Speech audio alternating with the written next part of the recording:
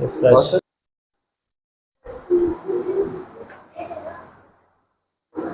बेटा देखो, ये वाला जो अगली कंडीशन जो हम देख रहे हैं उसमें क्या है कि अगर कोई गर्ल बैठ के झूला झूल रही है तो उसमें एल इफेक्टिव क्या होगा, ज्यादा, और अगर खड़े होकर झूला झूलेगी तो एल इफेक्टिव कम।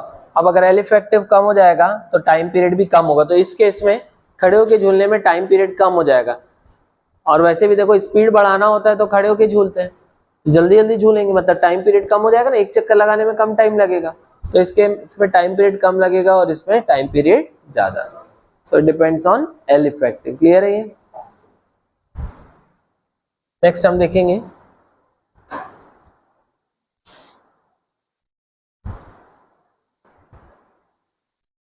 देखो, time period of simple pendulum और किस पे डिपेंड कर रहा है, 2 पाई तो कांस्टेंट है, under root L effective by g. L effective पे हमने देख लिया, जी पे भी डिपेंड करेगा, जी की वैल्यू है ना, अगर एक्सेलरेशन ड्यू टू ग्रेविटी की वैल्यू चेंज होगी तो टाइम पीरियड भी क्या होगा, चेंज होगा। तो अगर जी कम होगा तो टाइम पीरियड बढ़ जाएगा, ठीक है, और जी ज्यादा है तो टाइम पीरियड कम हो जाएगा। तो अगर मैं मून और अर्थ को कंपेयर करूं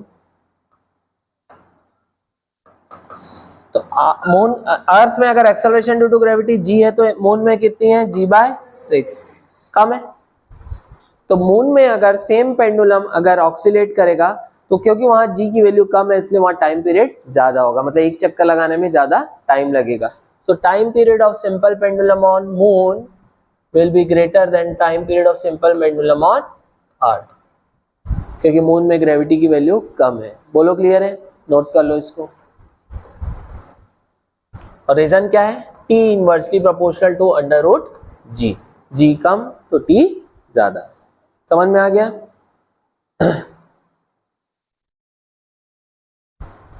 ठीक, अगर मान लो कि पेंडुलम जो है वो किसी ऐसी जगह में ऑक्सीलेट करे जहां जी 0 हो जाए, जैसे सैटेलाइट में जी की वैल्यू क्या लोगे, 0, या फ्रीली फॉलिंग लिफ्ट है, लिफ्ट अगर फ्री फॉल करेगी तो उसमें भी एक्सेलरेशन ड्यू टू ग्रेविटी क्या हो जाएगी, 0, इफेक्टिव एक्सेलरेशन क्या हो जाता है, 0 हो जाता है।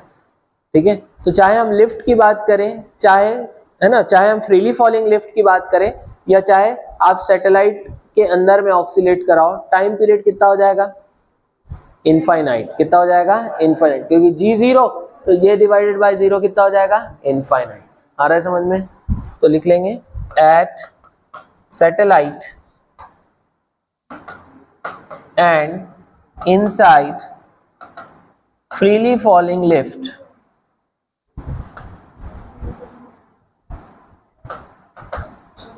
as g equals to 0 therefore t will be infinity। Time period infinite है मतलब वो ऑक्सीलेट ही नहीं करेगा, क्योंकि ऑक्सीलेट करेगा तो कुछ ना कुछ फाइनाइट टाइम पीरियड में एक चक्कर लगा लेगा।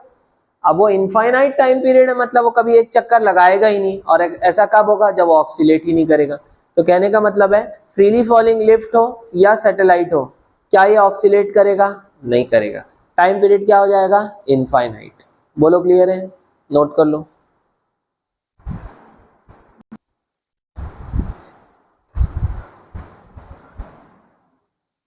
नेक्स्ट देखोगे आप कि अगर कोई लिफ्ट है जो ऊपर एक्सेलरेट करी विथ एक्सेलरेशन ए, ऊपर एक्सेलरेट करी विथ एक्सेलरेशन ए, ठीक है ना। तो यहां पर अंदर में कोई पेंडुलम है और वो क्या कर रहा है, ऑक्सीलेट कर रहा है। क्या कर रहा है वो, ऑक्सीलेट कर रहा है।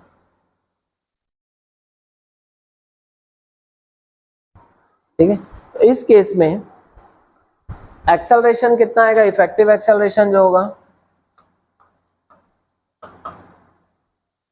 बोलो कितना आएगा, नेट फोर्स कितनी आ जाएगी बोलो,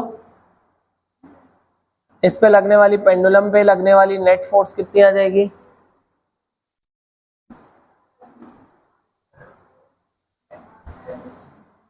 देखो ऊपर क्या लग रहा है बोलो, टेंशन, नीचे क्या लग रहा है, इक्वेशन क्या बनता है, T minus m g is equal to m a, आ जाता है, T minus m g is equal to m a. तो T will be equal to m into g plus a. T is equal to m into g plus a. आ रहा है समझ में? अगर हम इस बॉब को देखें तो ऐसा लग रहा है कि ऊपर में लग रहा है टेंशन इस पे, जिसका मास है m, और ये बॉब ऊपर जा रहा है with acceleration g plus a. तो इसका इफेक्टिव एक्सेलरेशन कितना आ जाएगा यहाँ पर? g प्लस ए। कितना आ जाएगा? g plus a. तो यहाँ पर अगर हम टाइम पीरियड, तो इफेक्टिव एक्सेलरेशन यहाँ आ जाता है g प्लस ए, तो यहाँ पर से टाइम पीरियड आ जाता है 2 pi under root of L upon g plus a. तो अगर कोई कैरियज ऊपर जा रही है या कोई लिफ्ट ऊपर की तरफ एक्सेलरेट करेगी तो यहाँ पर इफेक्टिव एक्सेलरेशन कितना आ जाएगा? g प्लस ए, और टाइम पीरियड कितना हो जाएगा? 2 pi under root L upon g plus a. बोलो क्लियर है? वैसे ही अगर लिफ्ट एक्सेलरेट करेगी डाउनवर्ड तो क्या होगा बोलो? हाँ, लिफ्ट अगर एक्सेलरेट करेगी डाउनवर्ड तब पेंडुलम का टाइम पीरियड कितना हो जाएगा? So time period will be 2 pi under root L upon g minus a. 2 pi under root L upon g minus. बोलो क्लियर है? अगर ये लिफ्ट नीचे की तरफ एक्सेलरेट करेगी तो पेंडुलम का टाइम पीरियड हो जाएगा 2 pi under root L upon g minus ए।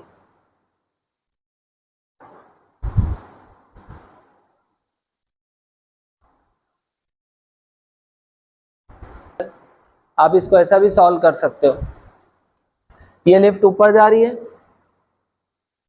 इस बॉब पे एक तो नीचे की तरफ फोर्स लग रहा है mg, है ना।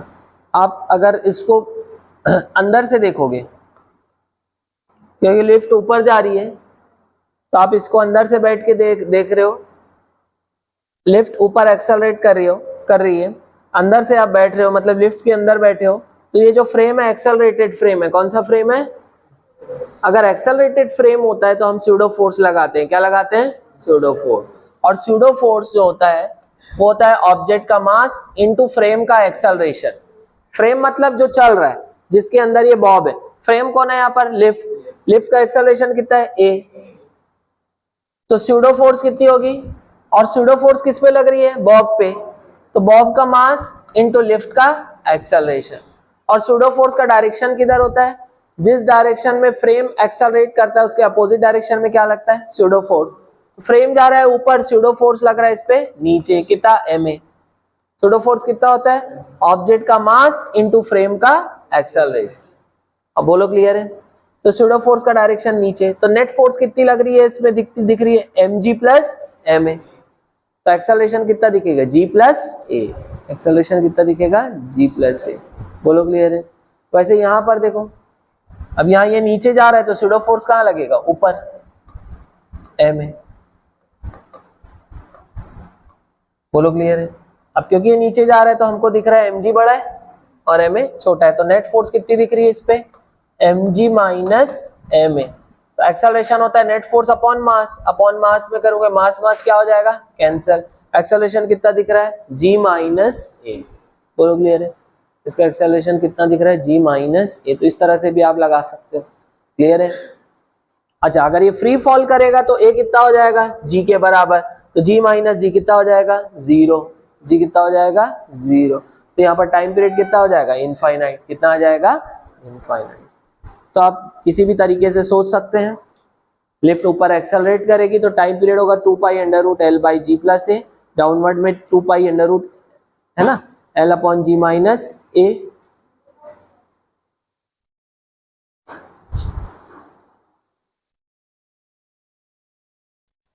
नेक्स्ट हेडिंग रहेगी बेटा स्प्रिंग पेंडुलम। मान लो कि एक स्प्रिंग है,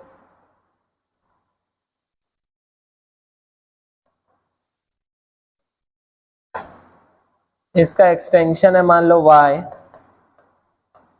तो ऊपर इसमें लग रही spring force ky magnitude wise, वैसे तो माइनस ky होगा, और नीचे मान लो इसका बॉक्स का मास है m, तो नीचे कितनी फोर्स लग रही है? mg। ठीक है। अब इस एक्सटेंशन के कारण स्प्रिंग फोर्स किसको बैलेंस कर रही है? mg को। तो ये हो गया इसकी इक्विलिब्रियम पोजीशन।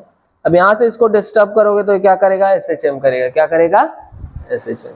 आ रहा है समझ में? और इस SHM का जो टाइम पीरियड होता है वो होता है 2 pi under root M by k. क्या होता है time period? 2 pi under root M by k. Oscillator यहाँ पर कौन है? ये ऑब्जेक्ट है जो ऑक्सीलेट कर रहा है, तो इस बॉक्स का मास होगा m और k क्या होगा? स्प्रिंग का spring constant. k will be spring constant of spring. बोलो क्लियर है? ठीक है, तो क्या आ जा रहा है?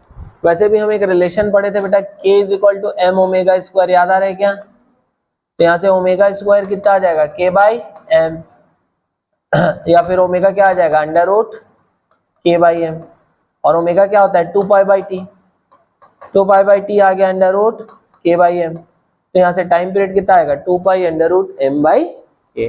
तो time period of spring pendulum कितना आता है? 2 pi under root M by के। एम किसका मास है? ऑक्सीलेटर का, और के क्या है? Spring constant. बोलो क्लियर है? लिख लो। अब यहां से हमको क्लियर हो रहा है क्या टाइम पीरियड जी पे डिपेंड कर रहा है क्या? नहीं। इसका मतलब स्प्रिंग पेंडुलम को आप चाहे अर्थ में लेके जाओ, अर्थ में रखो या चाहे मून में रखो, टाइम पीरियड में कोई चेंज होगा क्या? नहीं होगा, because it does not depend on g, it depends on the mass of the oscillator and it depends on k, spring constant. बोलो क्लियर है? तो लिख लेंगे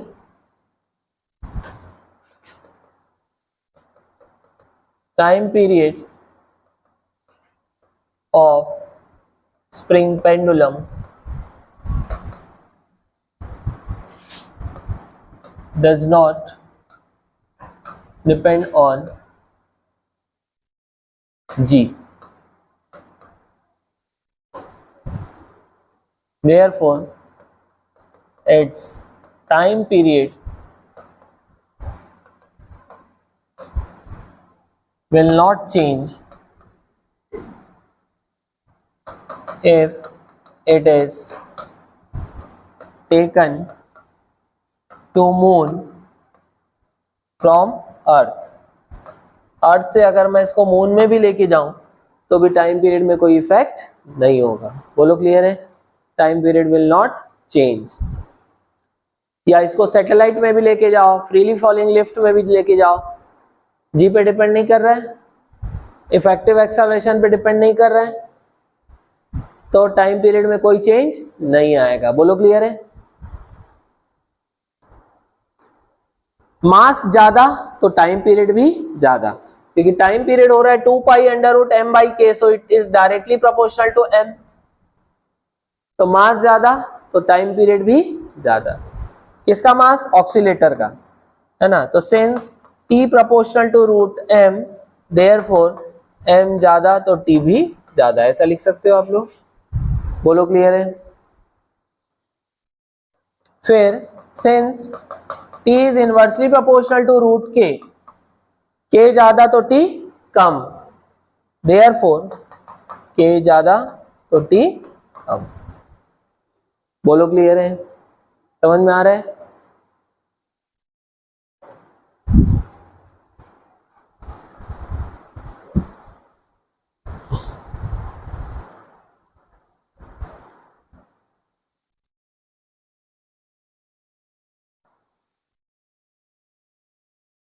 आगे बढ़े। देखो बेटा, अगर एक स्प्रिंग है जो वर्टिकली ऐसा एक बॉक्स है ना, और ये स्प्रिंग वर्टिकली अरेंज्ड है और ये इक्विलिब्रियम में है, क्योंकि देखो स्प्रिंग ऐसा हॉरिजॉन्टली भी अरेंज्ड हो सकती है, ये इसकी नेचुरल लेंथ है और ये इसकी मीन पोजीशन है। अब यहां से अगर आप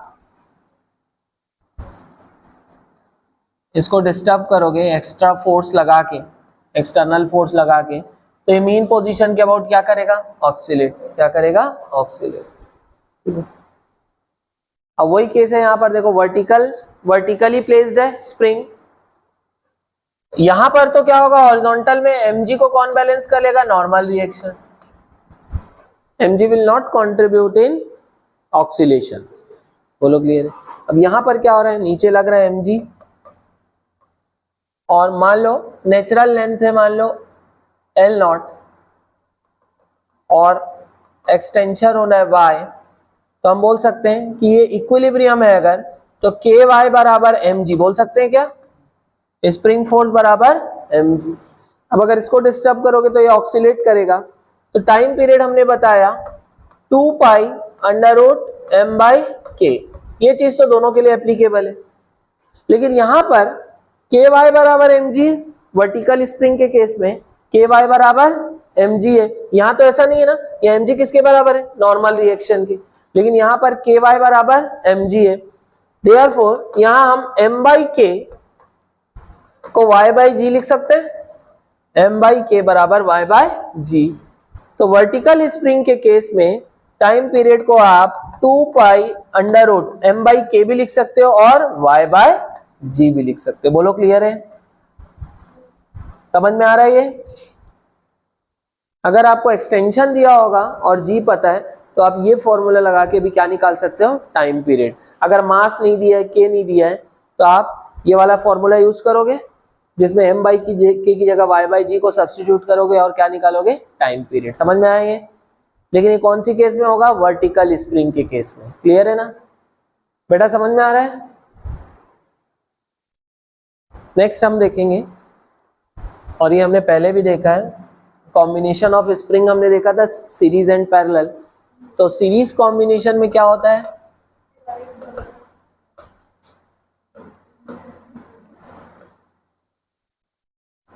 एक स्प्रिंग है के जिसका के है K1 और दूसरी स्प्रिंग है जिसका के है K2, इनके साथ एक ब्लॉक अटैच है जिसका मास है m और ये ऑक्सीलेट कर रहा है, SHM कर रहा है। तो K क्या हो जाता है बोलो, K इफेक्टिव क्या हो जाएगा, दोनों का कंबाइन करोगे तो K कितना हो जाएगा, K1 K2 upon K1 plus K2 हो जाएगा। दो के केस में। पैरेलल में कैसे, सीरीज में कैसे जोड़ते हैं, 1 by k equivalent is equal to 1 by K1 plus 1 by K2, और इसको सॉल्व करोगे तो ये आ जाएगा। तो टाइम पीरियड कितना हो जाएगा इस पेंडुलम का, 2 pi under root m by k effective, 2 pi under root m by k effective, और के इफेक्टिव की जगह क्या लिखेंगे, K1 K2 upon K1 plus K2। बोलो क्लियर है। So it will be 2 pi under root m upon k effective की जगह K1 K2 upon में K1 प्लस K2 ये लिख सकते हैं। So this will be time period of spring pendulum, जिसमें दो स्प्रिंग्स अरेंज्ड है, कैसे अरेंज्ड है, सीरीज में। समझ में आ रहा है ये, क्लियर है, नोट कर लो। तो ये हो गया सीरीज कॉम्बिनेशन। नेक्स्ट देखेंगे, ये हो गया फर्स्ट सीरीज कॉम्बिनेशन। नेक्स्ट रहेगा पैरेलल कॉम्बिनेशन। पैरेलल कॉम्बिनेशन में क्या होता है,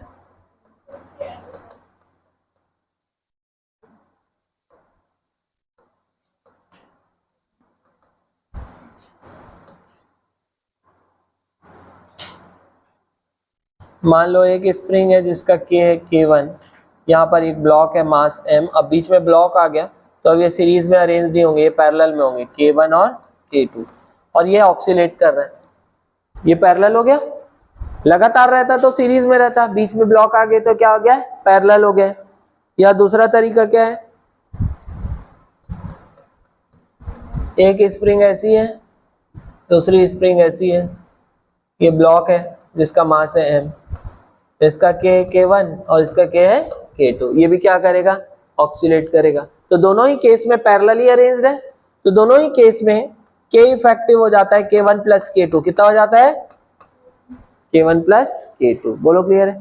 तो टाइम पीरियड क्या हो जाएगा इस स्प्रिंग पेंडुलम का, 2 pi under root mass of the oscillator upon K equivalent that is K1 plus K2। बोलो क्लियर है बेटा, समझ में आया, लिख लो।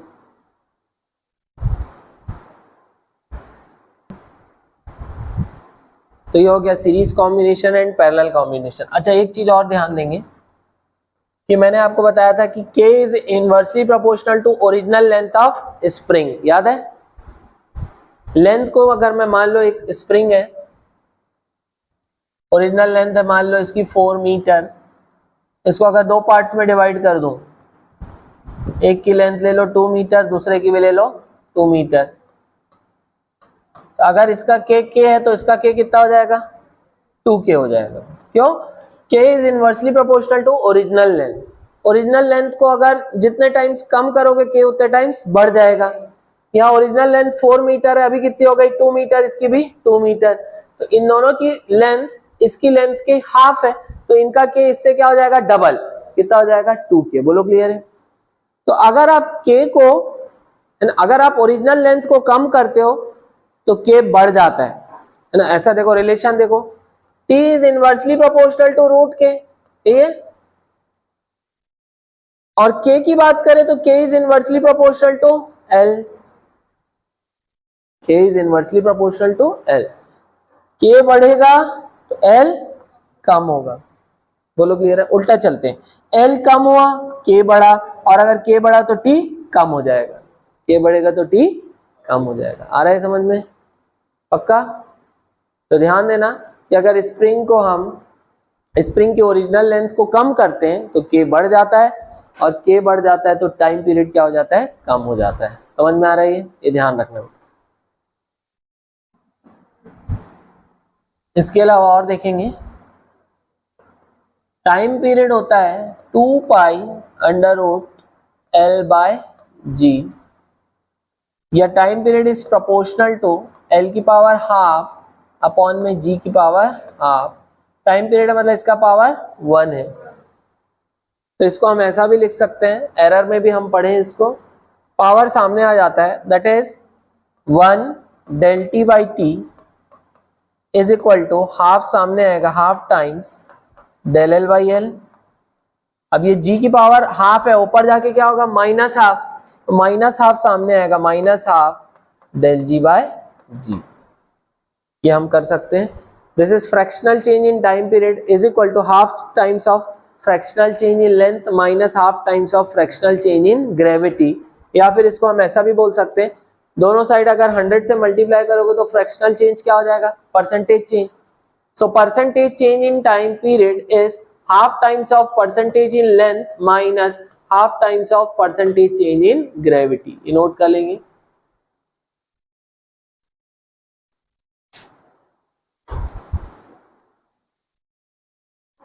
बेटा देखो, मान लो ग्रेविटी में कोई चेंज नहीं है, तो ये क्या हो जाएगा जीरो, क्योंकि ये क्या है half times of percentage change in length. मान लो ग्रेविटी कांस्टेंट है तो ये क्या हो जाएगा जीरो।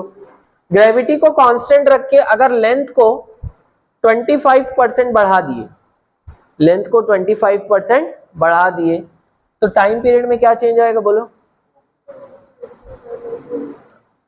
क्या? देखो अगर ग्रेविटी कांस्टेंट है और लेंथ को चेंज कर रहे, लेंथ को कितना बढ़ा रहे 25%, तो परसेंटेज चेंज इन लेंथ में बोल रहा हूं 25% है, तो टाइम पीरियड में परसेंटेज चेंज कितना होता है, percentage change in time period is half times of percentage change in length, क्योंकि ग्रेविटी में कोई चेंज नहीं है, तो यह जाएगा हाफ टाइम्स ऑफ 25%, होगा कि नहीं? तो टाइम में कितना परसेंट चेंज आएगा 12.5%। कितना आएगा टाइम पीरियड में 12.5। अब बढ़ेगा कि घटेगा भाई? Time period is proportional to length, length बढ़ा, टाइम पीरियड क्या होता है सिंपल पेंडुलम का 2 pi under root L by जी।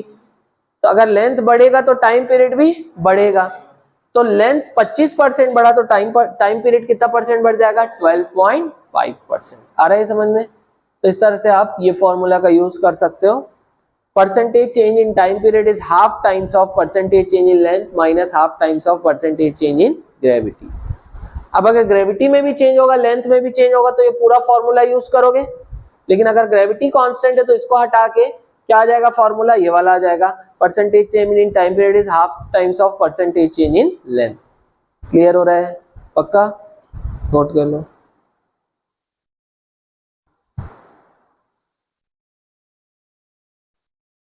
अच्छा मुझे बताओगे कि अगर अर्थ के सरफेस से अपन ऊपर जाएंगे, काफी ऊपर चले गए, तो टाइम पीरियड में क्या फर्क पड़ेगा पेंडुलम के?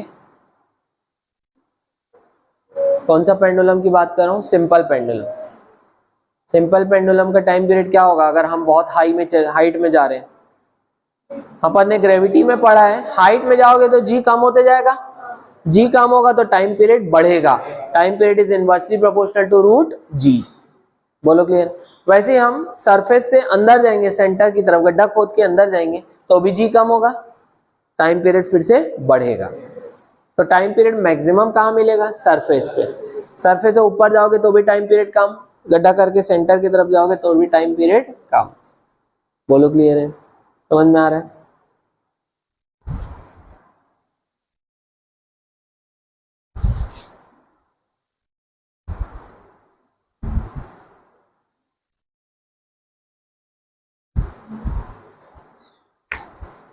देखो वैसे ही अगर मान लो एक लास्ट पॉइंट छूट गया, इसको भी नोट कर लो कि अगर पेंडुलम है, इसका मास है m, नीचे लग रही है इस पे फोर्स mg, और ये इलेक्ट्रिक फील्ड में ऑक्सीलेट कर रहा है, यहाँ पर एक पॉजिटिव प्लेट लगा दो और यहाँ पर नेगेटिव।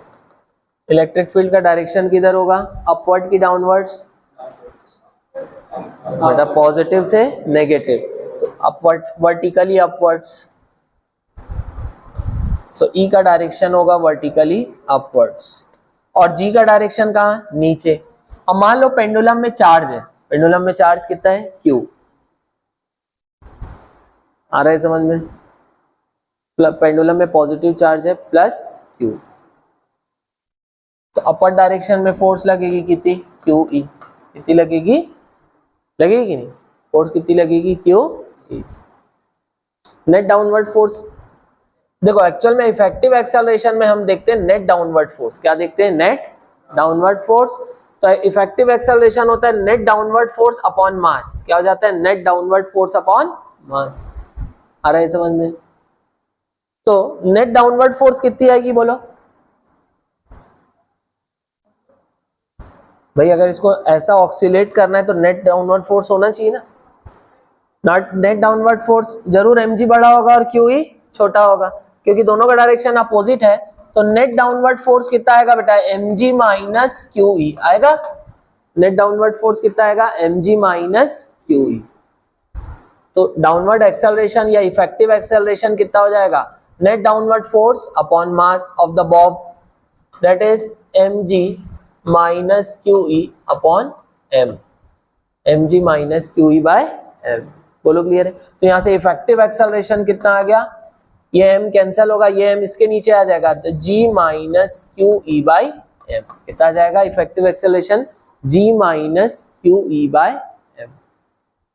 तो ये 2 pi under root L by g में नीचे जो लिखते हैं वो क्या होता है? इफेक्टिव एक्सेलरेशन, जो जिसका डायरेक्शन क्या होना चाहिए? डाउनवर्ड्स या towards the centre of earth. बोलो क्लियर है क्या? तो यहां पर हम देख रहे हैं कि इलेक्ट्रिक फील्ड का जो डायरेक्शन है it is opposite to the direction of g, और ये इस बॉब का चार्ज क्या है? Q। ठीक है, तो फोर्स भी ऊपर लग रहा है, mg नीचे लग रहा है, तो नेट डाउनवर्ड फोर्स हो जाएगा mg माइनस QE। तो यहां से आ गया ये, तो टाइम पीरियड कितना आ जाएगा बोलो? 2 pi under root of L by effective acceleration, that is g minus QE by m, g minus QE by m। बोलो क्लियर है? g minus QE by m note कर लो। अपोजिट कर दिया जाए तो क्या होगा? नेक्स्ट हम देखेंगे कि अब हम क्या कर रहे हैं? फील्ड का डायरेक्शन अपोजिट कर रहे हैं। Direction of field is opposite to G।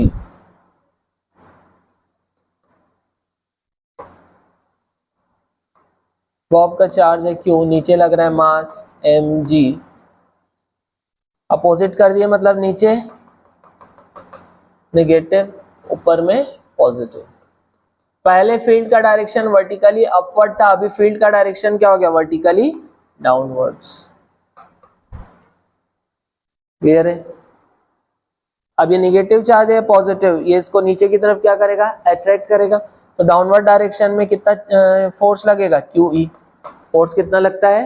अगर किसी ऑब्जेक्ट का चार्ज Q है और इलेक्ट्रिक फील्ड E है तो फोर्स कितना लगेगा? QE। बोलो क्लियर है? और ग्रेविटी के कारण इस पे कितनी फोर्स है डाउनवर्ड? mg। कितनी डाउनवर्ड फोर्स है? mg। और इलेक्ट्रिक फील्ड के कारण कितनी डाउनवर्ड फोर्स है, QE। तो नेट डाउनवर्ड फोर्स कितनी हो जाएगी इस पे, net downward force QE plus mg, it will B net downward force. तो इफेक्टिव एक्सेलरेशन क्या होता है हमेशा, net downward force upon mass, that is QE plus mg upon mass. तो इफेक्टिव एक्सेलरेशन हो जाएगा QE by m plus g। Effective acceleration क्या हो गया, QE by m plus g। बोलो क्लियर है। तो इस केस में टाइम पीरियड क्या हो जाएगा सिंपल पेंडुलम का, 2 pi under root of L upon G effective, that is G plus QE by m, G plus QE by m, यह आ जाएगा टाइम पीरियड। ये क्या दिया है, the amplitude of an oscillator of mass small m performing SHM is A. Find ratio between kinetic energy and potential energy of oscillator at y equals to A by 2. y किसको represent कर रहा है, displacement from mean position. तो y is displacement from mean position.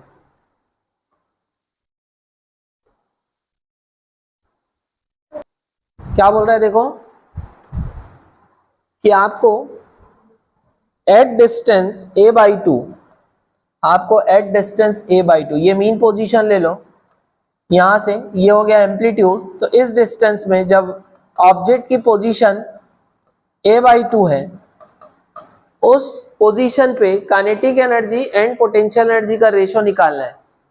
तो पहले आप निकाल लो kinetic energy कितनी होगी a बाई 2 में, फिर देखो पोटेंशियल एनर्जी कितनी होगी a बाई 2 में। तो काइनेटिक एनर्जी कितनी होगी a बाई 2 में, बोलो half m omega square a square minus y square, यही होता है काइनेटिक एनर्जी। और y कितना है a बाई 2, तो उसका स्क्वायर कितना हो जाएगा a स्क्वायर बाई 4, ये हो जाएगा।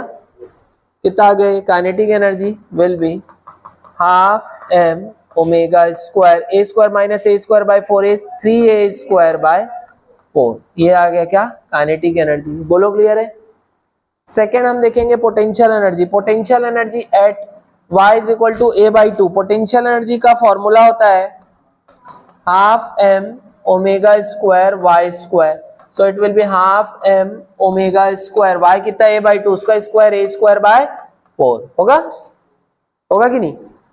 तो रेशो निकालना है kinetic energy by potential energy, दोनों को डिवाइड करो, kinetic energy upon potential energy divide करो। काइनेटिक एनर्जी कितनी आ रही है बेटा, 3 by 4 half m omega square 3 by 4 a square, half m omega square 3 by 4 a square upon में पोटेंशियल एनर्जी कितनी है, half m omega square a square by 4, यही आ रहा है। क्या क्या कैंसिल हो रहा है, half half cancel, m omega square cancel, a square cancel, क्या बचा 3 बाई 4 और अपॉन में ही क्या है 1 बाई 4, 4 और 4 भी कैंसिल, क्या बचा 3:1। बोलो क्लियर है। So ratio between kinetic energy and potential energy will B 3:1। Clear है ये, लिख लो इसको, नोट कर लो। क्या दिया है क्वेश्चन देख लो। A particle executes SHM with an amplitude of 10 centimetre at what distance from mean position are the kinetic and potential energies are equal. कौन से डिस्टेंस में काइनेटिक और पोटेंशियल एनर्जी इक्वल होंगी, चलिए बनाएंगे। 4 ऑप्शन दिया हुआ है, टू गुड। कौन से डिस्टेंस में जाके, आपसे पूछ रहा है कौन से डिस्टेंस में जाके काइनेटिक एनर्जी और पोटेंशियल एनर्जी की वैल्यूज क्या आएगी, सेम। तो मान लो वो डिस्टेंस है y, अपने को क्योंकि पता नहीं है ना, तो मान लो कि यहां से मीन पोजीशन से y डिस्टेंस पे काइनेटिक एनर्जी और पोटेंशियल एनर्जी की वैल्यू सेम है। एम्पलीट्यूड कितना है 10 सेंटीमीटर, ठीक। चलो देख लेते हैं, बना लेते हैं इसको। तो हमको चाहिए काइनेटिक एनर्जी बराबर पोटेंशियल एनर्जी, ये चाहिए एट अ डिस्टेंस y। तो at distance y kinetic energy कितनी होगी, half m omega square a square minus y square, ये होगा। और पोटेंशियल एनर्जी कितनी होगी डिस्टेंस y पे, half m omega square y square, दोनों को बराबर कर दी। At particular value of y दोनों बराबर है, इसलिए दोनों को बराबर लिखा मैं। क्या क्या कैंसिल होगा, m omega square by 2, m omega square by 2, यहाँ क्या बचा देखो, a square minus y square is equal to y square होगा, ये उधर जाके प्लस होगा। सो 2y स्क्वायर बराबर ए स्क्वायर होगा ऐसा। तो यहां से y स्क्वायर बराबर ए स्क्वायर बाई 2 या y बराबर आ जाएगा a बाय रूट 2। y बराबर कितना आ जा रहा है, a बाय रूट 2 आ रहा है क्या। So at distance a by root 2, ये जनरल फॉर्मूला भी आ गया कि at distance a by root 2 from mean position kinetic energy और पोटेंशियल एनर्जी की वैल्यूज क्या होगी, सेम। बोलो क्लियर है। तो यहां से a की वैल्यू कितनी है बोलो 10 सेंटीमीटर, तो y कितना आ जाएगा 10 by root 2। So y will be 10 by root 2 centimetre, या फिर ऊपर नीचे रूट 2 से मल्टीप्लाई और डिवाइड करोगे तो 10 बाई रूट 2 है, रूट 2 और रूट 2 से मल्टीप्लाई और डिवाइड करो तो ये रूट 2 इंटू रूट 2 2 हो गया, 10 बाई 2 हो गया 5, बोल सकते हैं 5 root 2 centimetre. So at distance 5 root 2 centimetre kinetic and potential energies will be same. बोलो क्लियर है, पक्का नोट कर लो। क्वेश्चन में a particle of mass 0.1 kg is executing SHM with an amplitude of 0.1 meter. When the particle passes through mean position, its kinetic energy is 8 into 10 power minus 3 joule. ठीक है। अब obtain equation of motion of this particle if the initial phase of oscillation is 45 degree. Equation of motion means वही y is equal to a sin omega t plus 5 वैसा बनाना है, equation बनाना है। ठीक है, तो इस SHM का इक्वेशन क्या होगा वो बनाना है। क्या आएगा देख लो एक बार, आपको क्या बनाना है, इक्वेशन ऑफ मोशन, मतलब y और t का रिलेशन बनाना है, जिसका जनरल फॉर्म क्या होता है बोलिए, y is equal to a sine omega t plus 5 ये होता है। अब क्या क्या आपको अवेलेबल है वो देख लो। एम्पलीट्यूड दिया हुआ है 0.1, एम्पलीट्यूड अवेलेबल है, so amplitude is 0.1 metre, SI unit में है, सारी चीजें SI यूनिट में रखना है। Amplitude is 0.1 metre. फाई भी अवेलेबल है, देखो इनिशियल फेज कितना दिया है 45 डिग्री, लेकिन फाई को किस में रखना है, रेडियंस में, दैट इज पाई बाय 4। कितना रेडियन होगा, पाई बाय 4। बोलो क्लियर है। So initial phase is pi by 4। ए अपने को डायरेक्टली दिया हुआ है, फाई डायरेक्टली दिया हुआ है, बचा क्या फिर ओमेगा, बचा क्या ओमेगा। ओमेगा क्या होता है बोलो, है ना एंगुलर फ्रीक्वेंसी, वो बचा, और वो हम यहां से निकाल सकते हैं। काइनेटिक एनर्जी कितनी दी आपको 8 इंटू 10 की पावर माइनस 3, और काइनेटिक एनर्जी क्या होती है half m omega square a square. m अपने को पता है, ऑक्सीलेटर का मास कितना दिया है 0.1 kg, ओमेगा निकालना है, a अपने को पता है कितना दिया है, a अपने को 0.1, तो यहां से निकाल सकते हैं कितना आ जाएगा बोलो। Kinetic energy is this 8 into 10 power minus 3 joule, ऐसा यूनिट में दिया है हाफ, इंटू मास कितना है बेटा 0.1 को 10 पावर माइनस 1 लिख सकता हूँ, 10 power minus 1 kg। Omega square निकालना है, a कितना है 0.1 मतलब 10 की पावर माइनस 1, उसका स्क्वायर कितना हो जाएगा 10 की पावर माइनस 2 होगा, 10 की पावर माइनस 3 और ये माइनस 1 और माइनस 2 क्या हो गया कैंसल। यहाँ 8 2 जा 16, तो ओमेगा स्क्वायर 16 आ रहा है, देयरफॉर ओमेगा कितना आएगा √16 दैट इज 4। ओमेगा कितना आ गया 4, समझ में आ गया। तो अपने को क्या क्या मिल गया बेटा, ए तो पहले ही दिया हुआ था, फाई पहले ही दिया हुआ था, और ओमेगा हमने निकाल लिया काइनेटिक एनर्जी के इक्वेशन से। बोलो क्लियर है। तो इक्वेशन क्या बनेगा बोलो इसका इक्वेशन ऑफ मोशन SHM का क्या बनेगा, so it will be y is equal to a कितना है 0.1 साइन ओमेगा की जगह 4 t प्लस 5 कितना है pi by 4। So this will be the required equation for SHM। बोलो क्लियर है, a sine omega t plus 5। बेटा क्लियर हुआ, पक्का।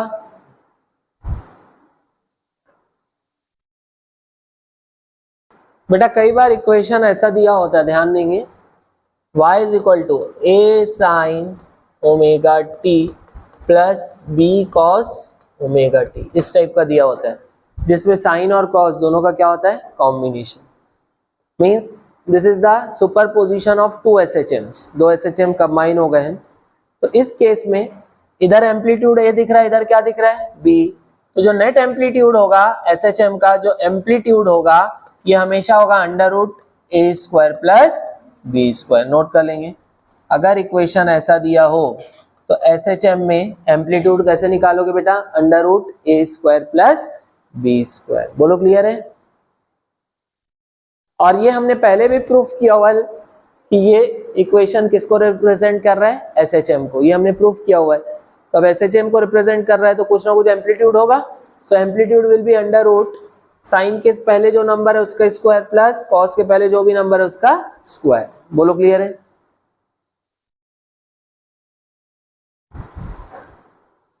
ठीक है, अच्छा अगर आपको ऐसा दिया y is equal to a nought plus a cos omega t या a साइन ओमेगा टी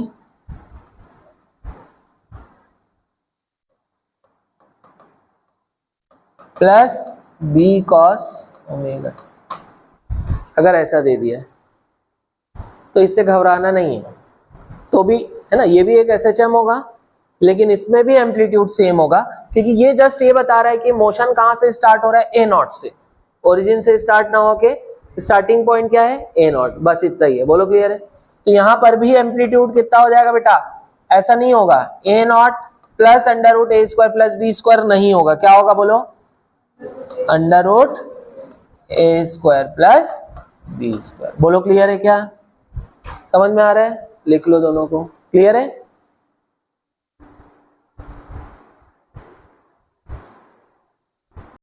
क्या दिया देखो, y is equal to 6 sine omega t plus 8 cos omega t, ये दिया हुआ है। तो अगर ये दिया this is the combination of two SHM, तो इस केस में हम एम्पलीट्यूड कैसे निकालते हैं बेटा, अंडर रूट ऑफ साइन के पहले जो भी उसका स्क्वायर 6 का स्क्वायर प्लस कॉस के पहले 8 है उसका स्क्वायर, कितना आ जाएगा 100, 100 का रूट 10, तो एम्पलीट्यूड विल बी 10। बोलो क्लियर है, समझ में आ रहा है, ये एम्पलीट्यूड विल बी 10। क्वेश्चन में देखो, if length of simple pendulum is increased by 4% then determine percentage in change in its time period. अब एक चीज तो क्लियर है कि अगर लेंथ बढ़ेगी तो टाइम पीरियड बढ़ेगा, तो इंक्रीज होगा। अब हमको फॉर्मूला क्या लगाना चाहिए, percentage change in time period is half times of percentage change in length. Gravity के बारे में कुछ नहीं दिया, मतलब वो क्या है, कांस्टेंट, तो उसका परसेंटेज चेंज क्या हो जाएगा, 0। So percentage change in time period is half times of percentage change in length. Length में कितना परसेंट चेंज हो रहा है, 4%, 4% बाई 2 इज 2%, तो टाइम पीरियड में कितना परसेंट चेंज होगा, 2%। Time period will increase by 2%। समझ में आ रहा है प्रकार, देखो, some springs are combined in series and parallel as shown in figure, the ratio of their frequencies। पहले केस में फ्रीक्वेंसी का रेशियो बताओगे, ये ऑक्सीलेट करेगा। सेकंड केस में फ्रीक्वेंसी, तो फर्स्ट और सेकंड केस, इन दोनों केसेस में फ्रीक्वेंसी का क्या रेशियो होगा, बनाओ। चलो चलो फर्स्ट केस में देखो बेटा, ये फर्स्ट केस है, रेशियो किसका फाइंड करना है, फ्रीक्वेंसी का, not time period. Time period क्या होता है इसका, 2 pi under root m by k, तो फ्रीक्वेंसी इसका रेसिप्रोकल हो जाएगी, फ्रीक्वेंसी 1/t है, तो frequency that is 1/t will be 1/2 pi under root k by m, होगा क्या, फ्रीक्वेंसी का रेशियो चाहिए ना, तो पूरा रेसिप्रोकल हो जाएगा, 2 पाई के नीचे आ जाएगा, के ऊपर m नीचे। अब दोनों केस में मास सेम है, जो ऑक्सीलेट करेगा, 2 पाई भी दोनों केस में सेम है, therefore frequency will be proportional to root k, होगा, frequency will be proportional to root k. इसका k है k1 ले लेते हैं, और इसकी फ्रीक्वेंसी f1 फर्स्ट केस की, सेकंड के का k2 ले लेते हैं और फ्रीक्वेंसी है f2, therefore f1 by f2 will be under root of k1 by, आएगा f1 by f2 will be under root of k1 by k2। तो यहां से अपने को पहले इसका k निकालना पड़ेगा पहले केस में। अब क्योंकि ये पैरेलल है, सॉरी सीरीज में, तो सीरीज में k कैसे निकालते हैं, k1 k2 upon k1 plus k2 निकालेंगे। अब यहां से आपको समझ में आ रहा होगा कि इसका k इफेक्टिव जिसको मैं k1 बोल रहा हूं, ये कितना आ जाएगा k1 k2, k1 भी k है k2 भी k है, upon k1 plus k2, k plus k 2k, एक k कैंसल आ जाएगा, k1 कितना आ रहा है k बाई 2। ये क्लियर है क्या, बोलो समझ में आ रहा है। अब यहाँ क्या हो रहा है बोलो, यहाँ ये दोनों पैरेलल में है, फिर इनका कॉम्बिनेशन इसके साथ सीरीज में, बोलो क्लियर है ना। इसमें k क्या हो जाएगा, इसका k इफेक्टिव में क्या बोल रहा हूँ k2, तो इसका k इफेक्टिव कितना आ जाएगा बोलो, इसका k कितना आ जाएगा, पहले इन दोनों पैरेलल में, तो इन दोनों का मिला के कितना हो गया 2k होगा, और ये 2k और ये k किसमें, सीरीज में, तो k इक्विवेलेंट कितना हो जाएगा, देखो इन दोनों का मिला के एक स्प्रिंग 2k और ये k दोनों सीरीज में, तो क्या होगा k1 k2 that is 2k into k upon k1 plus k2 2k plus k that is 3k, एक k कैंसिल होगा, कितना आएगा 2/3k। बोलो क्लियर है, समझ में आ रहा है, ठीक है। तो सेकेंड केस में k इफेक्टिव कितना आ रहा है 2k/3, फर्स्ट केस में कितना आ रहा है बेटा k/2, क्लियर है। और हमको फ्रीक्वेंसी का रेशो चाहिए f1/f2, f1/f2 मैंने बताया अभी क्या होगा, f1/f2 will be under root of k1/k2, k1 कितना है k/2 अपॉन k2 कितना है 2k/3, 2k/3 होगा ऐसा।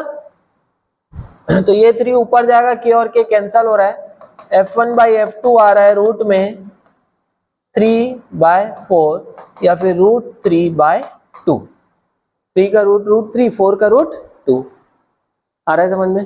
तो फ्रीक्वेंसी का रेशियो कितना आ गया √3:2, नोट कर लेंगे। क्या दिया पढ़ लेंगे, time period of a block with a spring is t0, now the spring is cut into 2 parts in the ratio 2:3, now find the time period of same block with a smaller part of spring,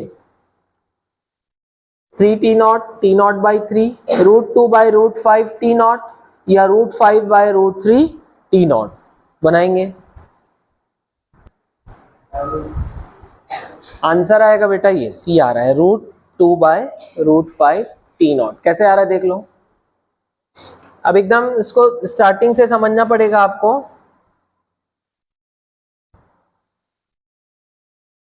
देखो मान लो कोई एक spring है जिसमें एक block है, उसका मास है m, वो अटैच है, ठीक है। अब उस स्प्रिंग का अपन स्प्रिंग कांस्टेंट ले लेते हैं 5k, क्यों, क्योंकि जो 2 पार्ट्स हो रहे हैं, ताकि जो स्मॉलर पार्ट है उसका फिर, क्योंकि इनका डिवीजन 2:3 में, तो जो स्मॉलर स्प्रिंग है उसका k कितना हो जाएगा 2k और लार्जर का कितना हो जाएगा 3k, होगा कि नहीं, समझ में आ रहा है।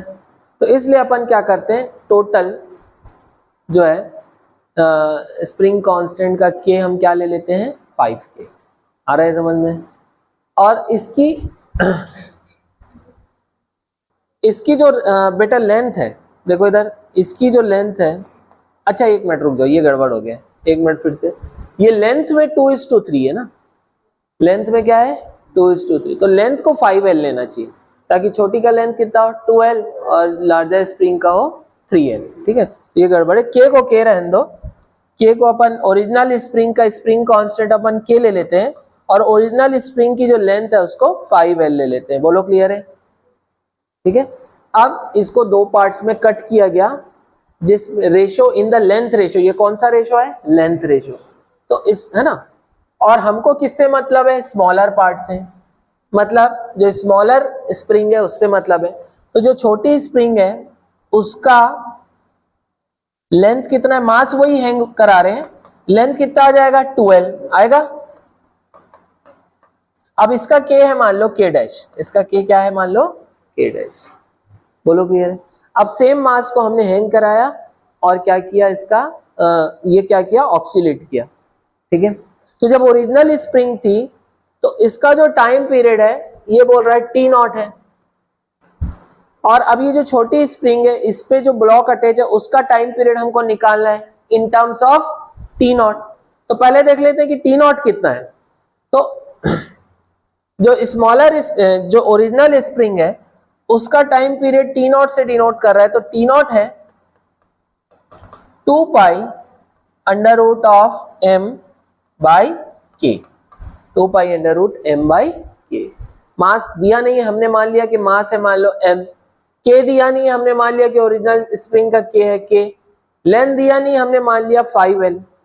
तो टाइम पीरियड जो टी नॉट से डिनोट कर रहा है वो कितना आ रहा है 2 pi under root m by k. ये क्लियर है। अब लेंथ को कट करने से होगा क्या, k चेंज हो जाएगा, क्या हो जाएगा, k चेंज हो जाएगा। आ रहा है समझ में। तो जो नया स्प्रिंग है उसकी लेंथ है 2L, जो स्मॉलर स्प्रिंग है उससे हमको मतलब है, जो दूसरी लार्जर स्प्रिंग होगी उसकी लेंथ कितनी हो जाएगी 3L, लेकिन उसका टाइम पीरियड नहीं पूछ रहा है। तो मान लो इसका k है k डैश, इसका k है k डैश, तो हमको एक रिलेशन पता है कि k is inversely proportional to L, k is inversely proportional to original length. तो हम इन दोनों का k और L को क्या करेंगे, रिलेट करेंगे। बोलो क्लियर है। तो अगर मैं k इसका ले लूं, स्मॉलर स्प्रिंग का k that is k dash upon larger spring का k that is k is equal to, अब क्योंकि इनवर्स रिलेशन है, ये स्मॉलर स्प्रिंग का k है तो इसके सामने लार्जर स्प्रिंग की लेंथ आएगी, लार्जर स्प्रिंग की लेंथ कितनी है 5L अपॉन स्मॉलर स्प्रिंग की लेंथ, ये k किसका है, लार्जर स्प्रिंग का है, तो उसके सामने स्मॉलर स्प्रिंग की लेंथ आएगी which is 2L। L क्या होगा, cancel, therefore k dash will be 5/2k। आ जाएगा क्या, k dash कितना आ जाएगा 5/2k। बोलो क्लियर है, समझ में आया।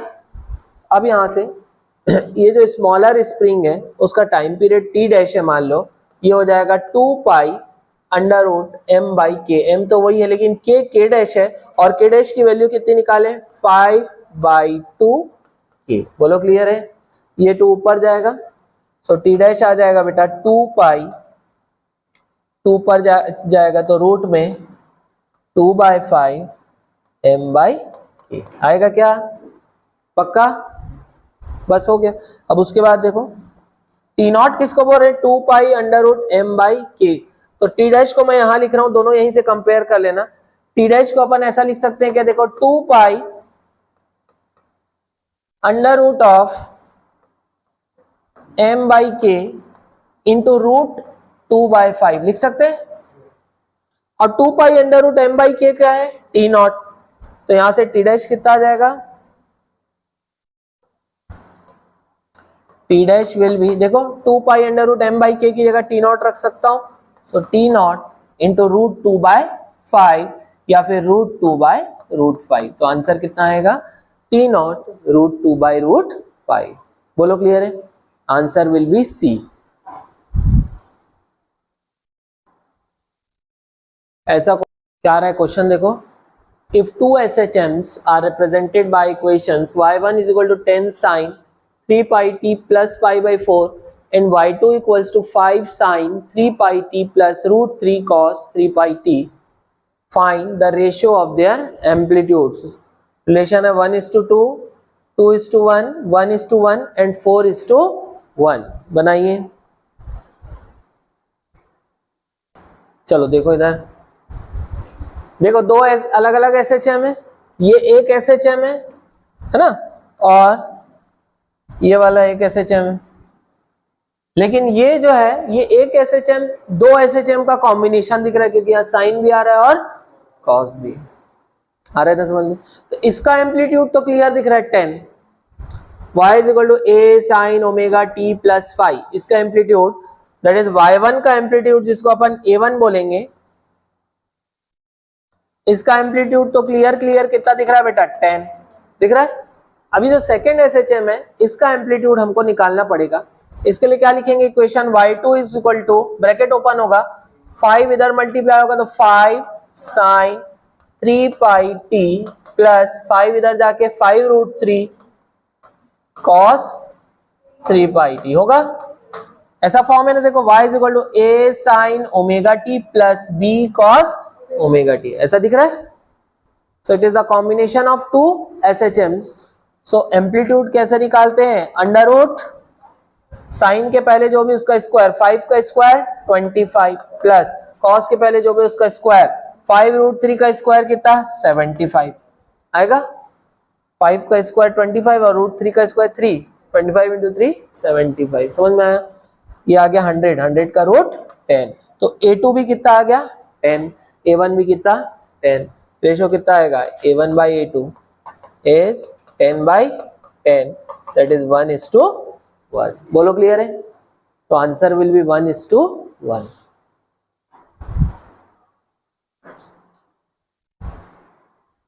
क्वेश्चन में देख लो, Fy equation of a body in SHM is, Fy equation of a body in SHM is F plus 4y is equal to 0। अच्छा यहां पर एक चीज लिखेंगे बेटा, mass of oscillator is equal to 1 kg। जो ऑक्सीलेट कर रहा है उसका मास कितना है 1 kg। ब्रैकेट में लिख लोगे, मास ऑफ ऑक्सीलेटर इज 1 kg। बोलो क्लियर है। तो क्या दिया है, Fy इक्वेशन दिया है F plus 4y is equal to 0। F दिया न्यूटन में, Y दिया मीटर में। Find time period of oscillation, π/2 second, pi second, 2 pi second या फिर नन। ब्रैकेट में क्या दिया, ऑक्सीलेटर का मास कितना है 1 kg।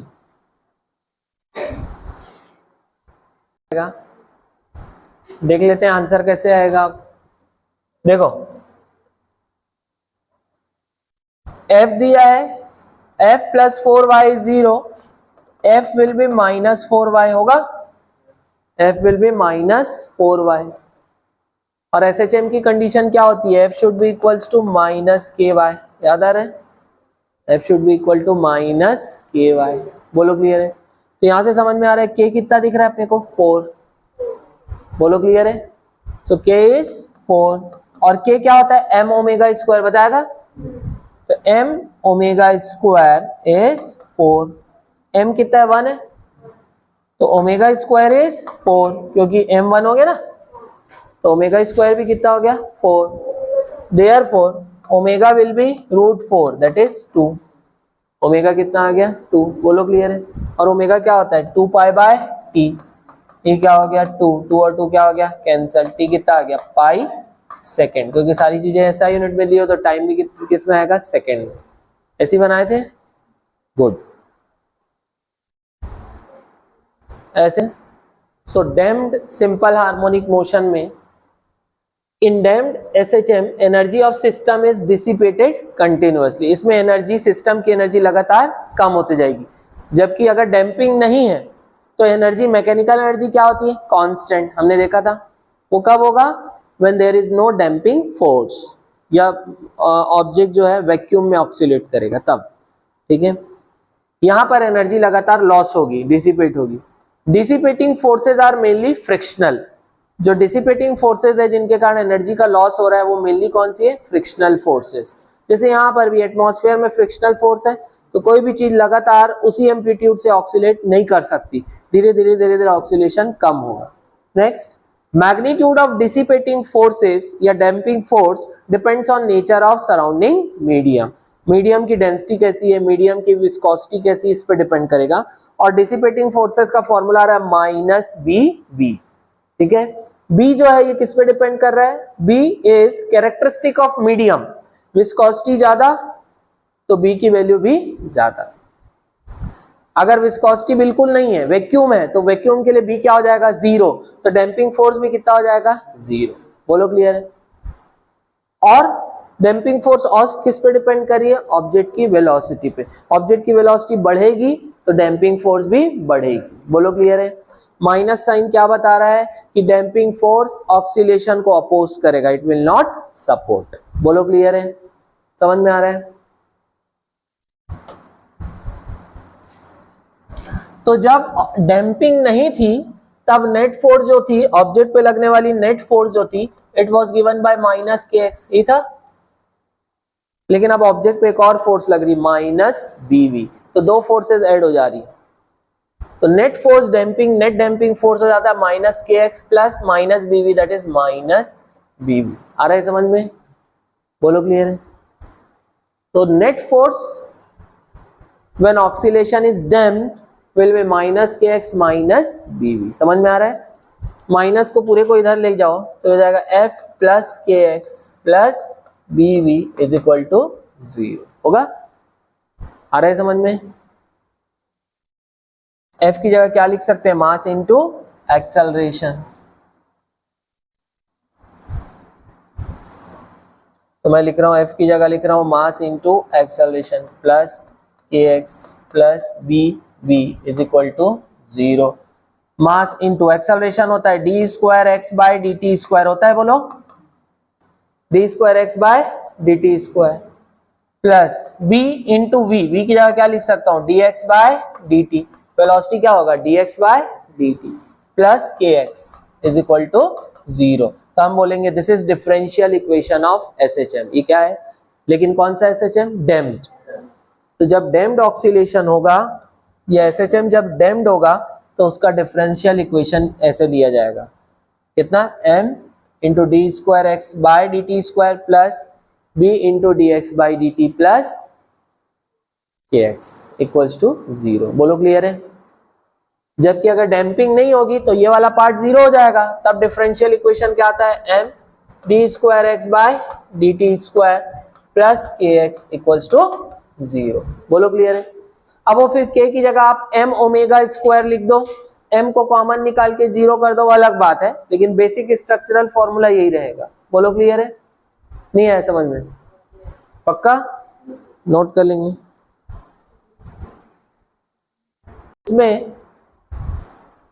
इसमें अगर देखोगे तो y और t का रिलेशन ऐसा होता है, y is equal to a e to the power minus b t by 2m। b वही वाला कांस्टेंट है, विस्कोसिटी पे जो डिपेंड करेगा, cos omega dash t plus 5। बोलो क्लियर है? अब अगर आप कंपेयर करोगे तो cos के पहले जो भी होता है वो एम्पलीट्यूड होता है, तो ये जो है a e to the power minus b t by 2m क्या होगा? Amplitude. So amplitude will be a e to the power minus b t by 2m।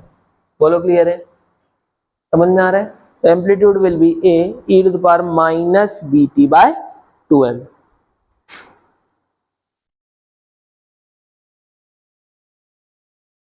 समझ में आ रहा है?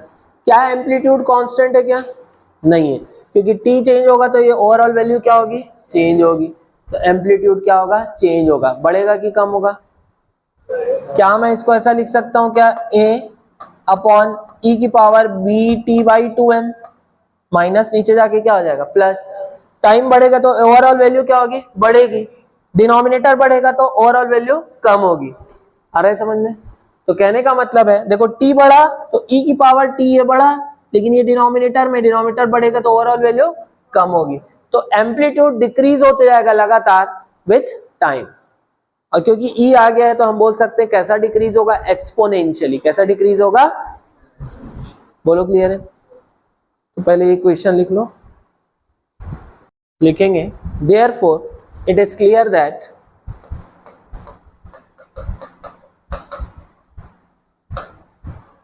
amplitude decreases with time। यहां पर एम्पलीट्यूड कांस्टेंट नहीं है, टाइम के साथ एम्पलीट्यूड लगातार क्या हो रहा है? डिक्रीज हो रहा है। समझ में आ रहा है क्या? एम्पलीट्यूड लगातार क्या होगा? डिक्रीज होगा। बोलो क्लियर है बेटा?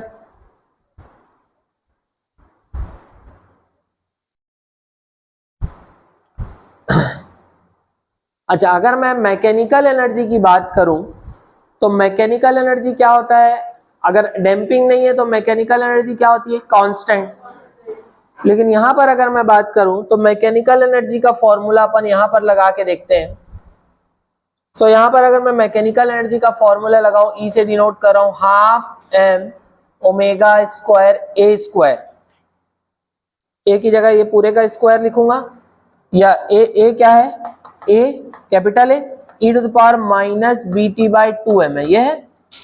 तो इसका स्क्वायर करूंगा तो a का स्क्वायर होगा, और इसका स्क्वायर करूंगा तो इसका पावर में 2 आ जाएगा, 2 और 2 क्या हो जाएगा, कैंसल। बचा क्या, e to the power minus b t by m. क्या आएगा, e to the power minus b t by m. समझ में आ रहा है क्या? तो यहां से भी समझ में आ रहा है हमको कि भाई टोटल मैकेनिकल एनर्जी कांस्टेंट नहीं है, क्योंकि टी चेंज होगा तो ये वैल्यू डिक्रीज होगी। तो mechanical energy decreases exponentially with time, mechanical energy is not constant. तो here it is clear that mechanical energy decreases exponentially with time, mechanical energy decreases exponentially with time। बोलो clear है बेटा, clear है?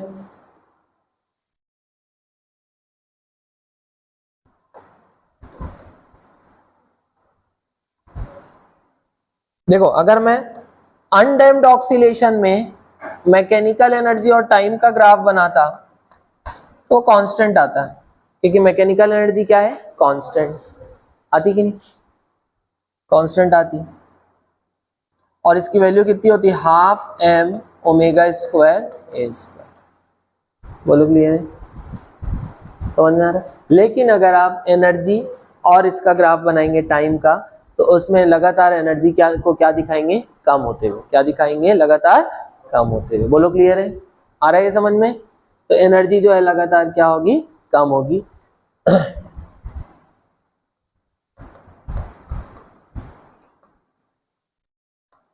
ये graph बनेगा, लगातार energy क्या होगी, कम होगी। बोलो क्लियर है, समझ में आ रहा है?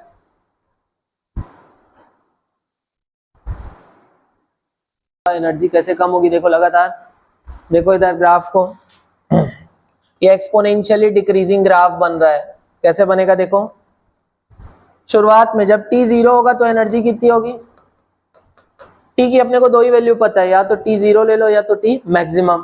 तो जब t को 0 लोगे तब एनर्जी कितनी है, वहां से ग्राफ स्टार्ट होगा बेटा, समझ लो। तो क्या हो जाएगा, half m omega square a square e to the power, अगर t 0 तो ये पूरा पावर क्या हो गया, माइनस 0 हो गया। इसको नीचे ले जाओ तो e कितना आ गया, बोलो, half m omega square a square upon में e की पावर 0, e की पावर 0 क्या हो गया, 1। तो क्या मिला, half m omega square a square. ये मैक्सिमम मैकेनिकल एनर्जी होगी। बोलो क्लियर है? जब t 0 होगा तो mechanical energy will be maximum, कितनी वैल्यू, half m omega square a square. Clear है? और जब t इंफिनिटी होगा तब देख लो मैकेनिकल एनर्जी की वैल्यू कितनी हो सकती है। सो मैकेनिक बेटा यहां तक समझ में आ गया? तो जब t इंफिनिटी होगा तो मैकेनिकल एनर्जी कितनी होगी, half m omega square a square e to the power minus infinity, क्योंकि देखो t infinity, infinity by m is also infinity, तो माइनस ऑफ इंफिनिटी, ये नीचे आके प्लस इंफिनिटी हो जाएगा। e will be half m omega square a square upon e to the power infinity, anything to the power infinity is infinity, so this divided by infinity will be 0। बोलो clear है? तो energy 0 कब होगा, जब time क्या होगा, infinity. तो ये वाला जो लास्ट में जो लाइन है उसको पैरेलल रखना, क्योंकि अगर नीचे रखोगे तो किसी फाइनाइट टाइम में एनर्जी क्या हो रही है, 0, इसलिए इसको क्या रखना है, पैरेलल। बोलो क्लियर है, समझ में आया यहां से? तो एनर्जी और टाइम का ग्राफ क्या आएगा बेटा, एक्सपोनेंशियली डिक्रीजिंग ग्राफ। क्या आएगा, एक्सपोनेंशियली डिक्रीजिंग ग्राफ। समझ में आ रहा है, पक्का क्लियर है? अब अगला जो ऑक्सीलेशन आ रहा है, फोर्स्ड ऑक्सीलेशन। अब अगला पार्ट देख रहे हैं, फोर्स्ड ऑक्सीलेशन एंड रेजोनेंस।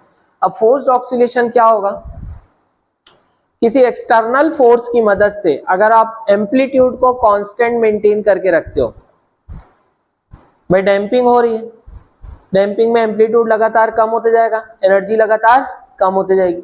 लेकिन अब बाहर से अगर फोर्स लगा के एम्पलीट्यूड को कांस्टेंट मेंटेन किया जाए तो ऐसे ऑक्सीलेशन को क्या बोलते हैं? Forced oscillation. और वो जो फोर्स लगाते हैं वो भी पीरियोडिक फोर्स होती है। क्या होती है? मतलब कुछ कुछ टाइम इंटरवल के बाद लगती है, ऐसे लगातार नहीं। जैसे एक एग्जांपल लो, किसी को आप झूला झूला रहे हो, अगर झूला झूला धक्का देके छोड़ दोगे तो डैम्पिंग होगी, धीरे धीरे धीरे झूला रुक जाएगा।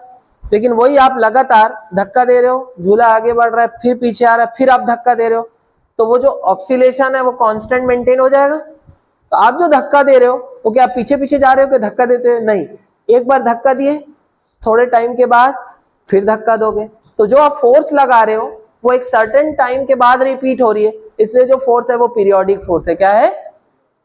बोलोगे यार। तो एक्सटर्नल पीरियोडिक फोर्स लगा के ऑक्सीलेशन को कांस्टेंट मेंटेन करना, उसके एम्पलीट्यूड को, उसकी एनर्जी को मेंटेन करके रखना कहलाता है फोर्स ऑक्सीलेशन। बोलो क्लियर है? So oscillations which are maintained with the help of external periodic force are called forced oscillation। और external periodic force का ये इक्वेशन होता है F not cos omega dt। ये ओमेगा डी इस फोर्स की, एक्सटर्नल फोर्स की अपनी फ्रीक्वेंसी है। वो फोर्स कब लग रही है? ये उसकी फ्रीक्वेंसी। भाई एक सर्टेन टाइम पीरियड के बाद फोर्स लग रही है तो उसकी कुछ फ्रीक्वेंसी भी होगी और उसकी कुछ एंगुलर फ्रीक्वेंसी भी होगी। तो ये ओमेगा डी क्या है? It is frequency of external periodic force, या angular frequency of external periodic force. बोलो क्लियर है? तो अब देखो, अब जो इक्वेशन होगा, डिफरेंशियल जो इक्वेशन होगा फोर्स्ड ऑक्सीलेशन का, अब देखो माइनस के एक्स तो है ही, माइनस बी भी है क्योंकि डैम्पिंग भी है, उसी कारण तो आपको एक्सटर्नल फोर्स लगाना पड़ रहा है। तो ये दोनों माइनस है और ये प्लस क्यों है? क्योंकि ये जो बाहरी फोर्स है वो बाहर से क्या कर रही है? ऑक्सीलेशन को मदद कर रही है, जबकि डैम्पिंग फोर्स ऑक्सीलेशन को क्या कर रही थी? अपोज। इसलिए क्या आ रहा था? Minus sign. आ रहा है समझ में? तो नेट फोर्स क्या क्या लग रही है? माइनस के एक्स तो लगता ही है ऑक्सीलेशन में, ये तो मस्ट कंडीशन है। माइनस बी भी डैम्पिंग के कारण, ये दोनों अपोज कर रहे हैं। और यहां पर क्या हो रहा है? ये फोर्स क्या करी? ऑक्सीलेशन को मदद करी, इसलिए plus F not cos omega D T. ये किसका इक्वेशन है? This is equation of external periodic force. बोलो क्लियर है? तो ये ओवरऑल ये जो इक्वेशन बन रहा है it is differential equation of external forced oscillation. किसका इक्वेशन है ये? Differential equation of forced. अब एफ की जगह क्या लिख सकते हो? M into d square x by d t square minus k x minus b, v की जगह d x by d t. हो गया ना? Differential equation of forced oscillation. बोलो क्लियर है? अब शुरू में क्या होता है कि जो ऑक्सीलेटर है वो अपनी खुद की फ्रीक्वेंसी से, नेचुरल फ्रीक्वेंसी से वो ऑक्सीलेट करता है। नेचुरल फ्रीक्वेंसी मतलब उसको धक्का दे दिया और छोड़ दिए, तो वो वैक्यूम में जितनी फ्रीक्वेंसी से घूमता वो उसकी क्या कहलाएगी? Natural frequency. क्या कहलाएगी? बोलो क्लियर? हर एक बॉडी की अपनी नेचुरल फ्रीक्वेंसी होती है, ठीक है?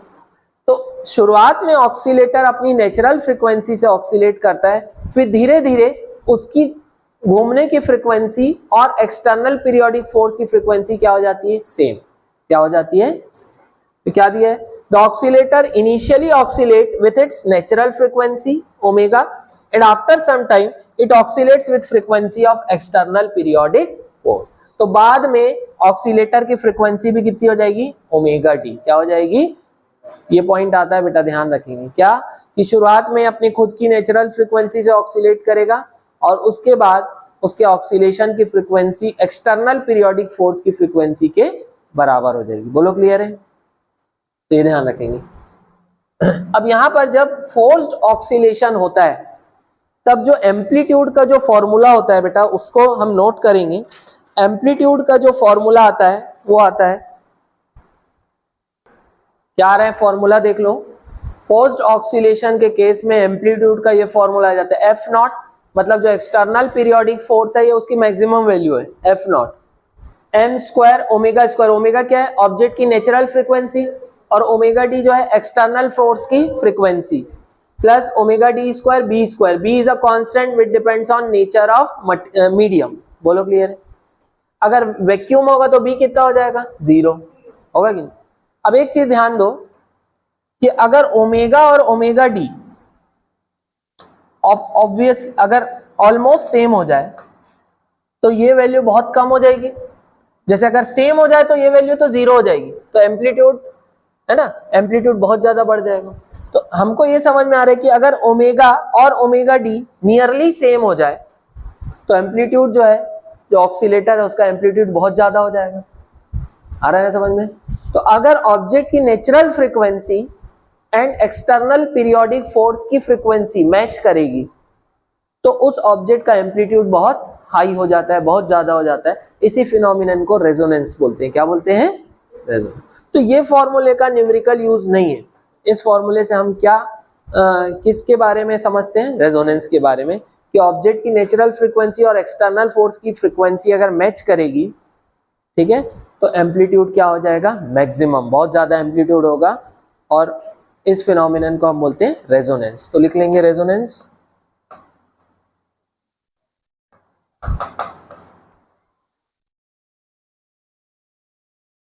क्या लिखे हमने? The phenomenon of increase in amplitude when frequency of external periodic force is close to natural frequency of oscillator is called resonance. समझ में आ रहा है ये?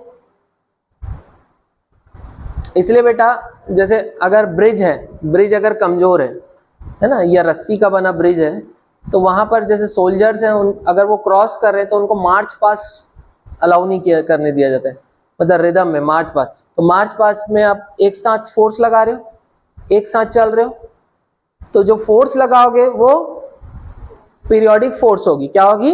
एक रेगुलर इंटरवल के बाद आप पैर से लगा रहे हो। अगर फोर्स लगाने की फ्रीक्वेंसी और झूले के नेचुरल फ्रीक्वेंसी अगर मैच कर गई तो झूले का जो एम्पलीट्यूड होगा, वाइब्रेशन का एम्पलीट्यूड बहुत ज्यादा हो जाएगा, जिसके कारण हो सकता है झूला टूट जाए। ठीक है, तो ब्रिजेस में इसलिए ड्यू टू रेजोनेंस सोल्जर्स को मार्च पास करने नहीं दिया जाता है, अदरवाइज जो है ब्रिज जो है कोलैप्स कर सकता है। क्लियर है? इसके अलावा अर्थक्वेक जब आता है तो सारी बिल्डिंग्स को एक साथ एक जैसा हार्म नहीं होता है, क्योंकि अर्थक्वेक जो फ्रीक्वेंसी जनरेट कर रहा है वो कौन सी फ्रीक्वेंसी है? एक्सटर्नल फोर्स की फ्रीक्वेंसी है। अर्थक्वेक एक्सटर्नल फोर्स है, अर्थक्वेक के कारण जो वेव प्रोड्यूस हो रही है उसके कारण ये क्या कर रहा है? वाइब्रेट कर रहा है। तो अर्थक्वेक की अपनी एक्सटर्नल, अपनी खुद की फ्रीक्वेंसी होगी, और हर बिल्डिंग के वाइब्रेशन की अपनी अलग फ्रीक्वेंसी होगी। तो जिस बिल्डिंग के वाइब्रेशन की फ्रीक्वेंसी और अर्थक्वेक की फ्रीक्वेंसी मैच करेगी तो वो बिल्डिंग ज्यादा वायोलेंटली क्या करेगी? वाइब्रेट करेगी, और उसका एम्पलीट्यूड ज्यादा होगा तो उसको नुकसान ज्यादा होगा। बोलो क्लियर है? तो ये एक दो फिनोमिनन है रेजोनेंस से रिलेटेड। ठीक है, तो यहाँ पर अपना जो है SHM खत्म हो रहा है। बोलो क्लियर है? चलो।